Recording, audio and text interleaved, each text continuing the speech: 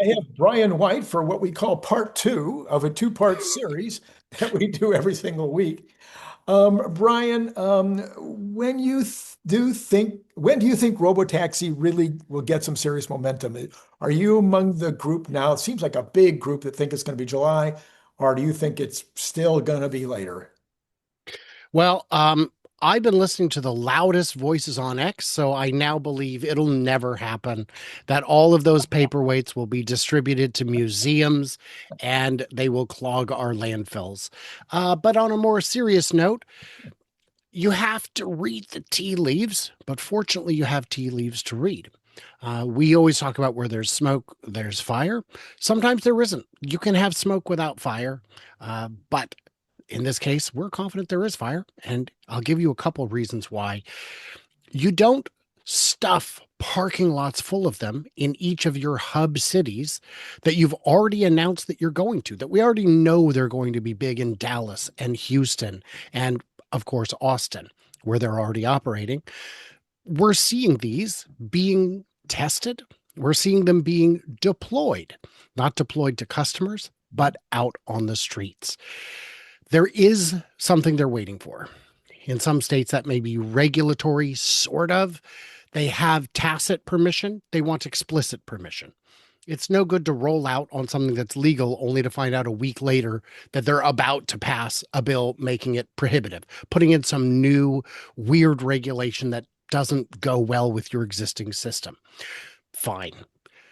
But we're not waiting for that in Texas. In Texas, they're ready to go. The state is. Where's the cybercab? I don't know. Could be July, would not surprise me. August would not surprise me.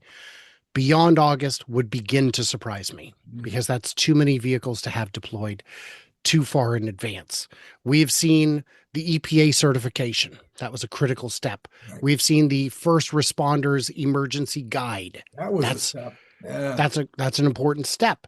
And all of those need to happen. I don't know how strict each of those requirements are, but for the EPA, you can't charge a fare until you have that certification.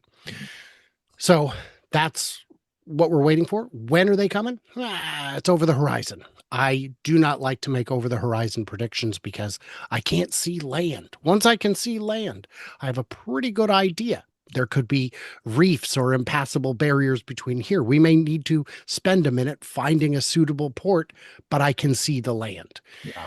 I don't know if I can see the land on Cybercab just yet.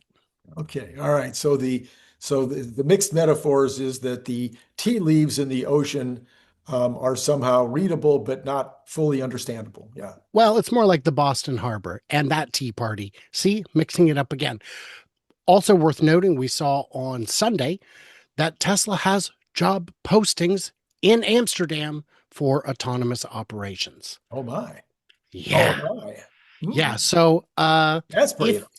if if you look at that and say it's not happening in a year or five, I don't know where you're getting your advice from, but I suspect whoever told you that knew that they were lying. There you go. All right. All right. Are you expecting a merger announcement? I know you just said that you don't like to pick dates and because you can't see the land, but taking a look at the tea leaves again, we've had a number of tea leaves over the last couple of 3, 4 weeks. Are you expecting a merger announcement before or after Tesla's earnings report on the 22nd?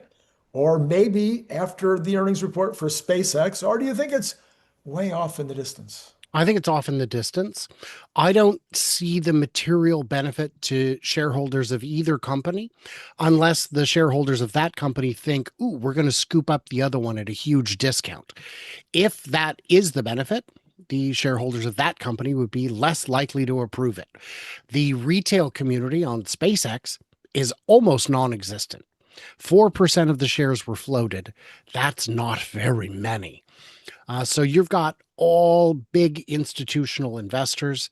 Those folks would be, they would only approve it if they thought they were buying Tesla at a huge discount. But my question comes back to where's the benefit? Where's the business case? I know people say, look, they do a lot of the same things. Yeah, that's true, but you don't have to get married to work together. There are a lot of business relationships where companies partner up on already SpaceX and Tesla are partnered on the chip fab. Mhm. Doesn't mean they have to get married. GM and Toyota co-owned a plant where it made cars for both of them. Didn't have to get married. This would potentially benefit Elon the most, but all he really stands to gain is more controlling interest in Tesla. And between the shares he has right now, the shares that are about to be granted for his previous compensation plan, and the shares in the new compensation plan, he's in no danger. He's already got a lot of shares and incredibly robust retail investor support, institutional investor support as well. So I don't see the case for it. So my vote is I'm not expecting to see it yet. Okay. All right. Where are you on, oh, you just told My me, office. you answered, you answered my next question. I said, what do you need to see? Well, maybe you Mm-hmm. didn't. Is there I something did. that, is there I something, need to yeah, see the see reason, the the reason. Like benefit. Yeah. what have you done for me lately? No, it's the question is what does Tesla get that they don't have? So, well, they need Starlink in every Robotaxi. Yeah, but you can buy that. You can trade that. I mean, you can get it other ways. You don't have to get married. Well, they've got AI compute. Yeah, they both do. So I don't I don't know what they need to see. Now Okay. maybe yeah, I just need someone to explain to me the benefit. And Mhm. I've asked people to do that and they have explained it, but not in ways that to me say, yeah, that makes sense. Okay. All right. Okay. And Now, I'm not against it. I'm not no, opposed to it. I just want to you're clear just like, point that out. Someone goes, "Oh, you don't." I'm confident that the right decision will be made. But right now, as far as I can see, the right decision is stay the course. okay. All right. Here's breaking news. I probably should Oh, have run this one first hmm, because what's been happening over the last 5 weeks is all of a sudden we have a completely new business that is dwarfing the sales and profits of SpaceX and will potentially dwarf the profits at Tesla that wasn't even in the mix 6 weeks ago. Nobody was oh, even wasn't even in the conversation, which the is renting diner's got a new feature. What is it? out. It's a great new sandwich. No, it's data centers, of course, renting out data centers.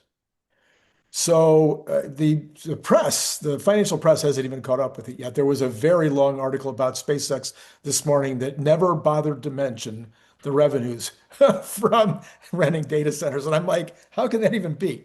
Anyway, so one of the questions, so I've been asking now for 2 weeks, I've been asking the question, if they both have, just kind of like what you just said, if both companies have basically the same capabilities of building and then renting out data centers, and pretty much everybody I know thinks that Elon will, or if he isn't, he should build out data centers as fast as he possibly can and rent them because he has the skills, he has the equipment, he has everything. Everything's lined up, ready to go, including even the things people say you can't get, like the energy and the power equipment. All of that's already ready to go. You can do it. Okay. So then, if I'm a Tesla investor, which I still am today, and I'm not a SpaceX investor, which I ain't yet because my money didn't come in yet, but will shortly be, like tomorrow or the next day, probably. If I'm a Tesla investor, I say, well, shouldn't there be, you guys get one, and then we get one, and then you get one, and then we get one? We've got the same source. We've got the same knowledge about the equipment. We got the same knowledge about where the factory could go up. We got the same information about how to put them up quickly. Hmm. Shouldn't it be back and forth, back and forth? And that's what I've been saying for days. Okay, I Hmm. got a new answer. Okay, go ahead. SpaceX is doing data centers. Hmm. Tesla is going to be doing distributed data centers. Hmm. So starting a year, what, 6 months ago now, we talked about in the car, we talked about in the charging stations. We now have Megapod. We just had George Merchant on over the weekend, and he was saying you can do the Megapods in factories that are shut down. You can do them in factories that only have one shift. Mm. We have Spain saying today that they have way too much energy. Their solar is just, free now, basically. Many parts of the day it's free, and in fact, it's hurting the value of their solar companies over there. So Spain would be a great place to go. We've got Argentina saying, "Hey, they don't all have to be a gigawatt. They can be 100 megawatts or 50 Mhm. megawatts." Anyway, so that's my new theory is SpaceX gets all the big ones. Tesla's going to be in the distributed data center business. The nice thing about training is that AI training is that you have a pretty good idea of when you need it done and how much you need it done. You can schedule it. So for Spain, that would be good because the mainframes in Spain remain mainly there to train, is as I understand it. I could be mistaken. In terms of distributed inference, or distributed compute, I know a lot of people are saying it's going to be in cars. I've talked to a number of uh, industry folks who said there are a number of challenges between latency, between data security, and other things that may make that take longer, long enough that it may no longer make sense at that point. But I love your idea of putting a megapod at my factory that runs 9 a.m. to 6 p.m. because I'm only there during the day and the power's there all night. Does it make sense to churn it up, spool it up a little bit while everyone's at lunch? Maybe. That's a possibility. So distributed through Megapod makes way more sense. In terms of the difference between XAI and Tesla on compute is XAI is a computer company. They're good at that. Tesla's doesn't really rent out their server space except maybe to Elon's other companies. So they're not really in that business. But the big thing I wanted to address is I've seen people say, can't rent them out. It doesn't make any sense. Why wouldn't companies just buy it? And I have a few answers. One is Tesla and SpaceX are probably paying less for their hardware than you are because they're buying it at outrageous volumes. That's how they got to the front of the queue is A, big order, B, we're ready to purchase it today, and you're still fundraising. The second reason is what good does all that compute do for you if it's going to take your contractors 6 months to a year to stand it up, where Tesla can do it in a month? SpaceX can do it in a month. Both of them have shown that they can not only get it stood up quicker, but can network them together in ways that NVIDIA said wasn't possible until it was done. So, does your startup want your compute for a little bit less money in a year, or do you want it today? We need it today. We're in a fight for our survival. So there are tremendous advantages today. Megapod suggests there are tremendous advantages tomorrow. And somehow they just keep staying one step ahead. And data centers, part of the reason why I see this future or this immediate future is that basically data centers in space, which Elon says is going to be 1 million satellites, that is distributed inference primarily. And so if he believes there will still be a business 4, 5, 6, 7 years from now to either feed Optimus and feed robotaxis and feed other, Tesla and SpaceX projects, but also have something left over to rent. If he thinks that's still going to be there 4 or 5 years from now, then I think he thinks, and the fact that he created the Megapod suggests that he thinks there's a big business right now in distributed inference. What is the Right now. megapod? What is the megapod if not Starthink, but on the ground? Yes, yes, exactly. Right? I mean, Yes. Yeah. Yeah. it's a for one thing, it's proof of concept. Right. Right. You could be how silly do we want to get? Do we want to pick up 100 acres in New Mexico, fill it with solar and a handful of megapods, Right. and then just laser it back to space? You could absolutely do that. Put a big one of those Starlink.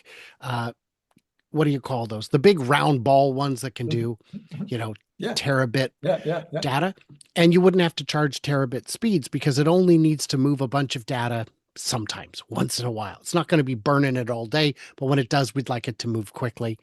There are a whole bunch of ways to skin that cat. And if there's one thing I know about Randy Kirk, it's how much he loves skinning cats. You're going to ruin my reputation, what's left of it. All right. Okay. All right. You have been following maybe more than anybody I know the semi Mm. ramp. You had a video out the other day about it. You've got your buddy over there that's doing the videos. And so, what are you guys thinking? Is this ramp about right? Is it too slow? What are you thinking here? I can't say if it's going too slow because we don't know what their objectives are today. Their objectives are not to flood the zone, but what parts of the factory are still missing.